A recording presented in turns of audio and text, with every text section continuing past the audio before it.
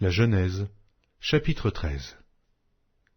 Abram remontait d'Égypte vers le midi, lui, sa femme et tout ce qui lui appartenait, et Lot avec lui.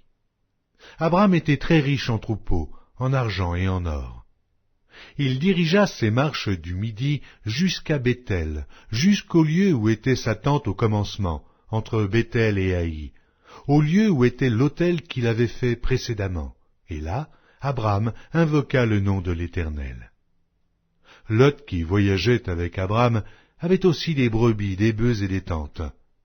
Et la contrée était insuffisante pour qu'ils demeurassent ensemble, car leurs biens étaient si considérables qu'ils ne pouvaient demeurer ensemble.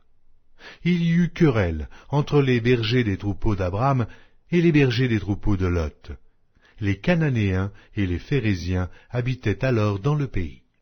Abram dit à Lot, « Qu'il n'y ait point, je te prie, de dispute entre moi et toi, ni entre mes bergers et tes bergers, car nous sommes frères. Tout le pays n'est-il pas devant toi? Sépare-toi donc de moi. Si tu vas à gauche, j'irai à droite. Si tu vas à droite, j'irai à gauche. » Lot leva les yeux et vit toute la plaine du Jourdain, qui était entièrement arrosée.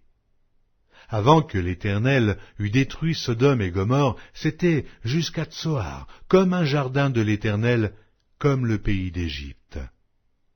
Lot choisit pour lui toute la plaine du Jourdain, et il s'avança vers l'Orient. C'est ainsi qu'ils se séparèrent l'un de l'autre.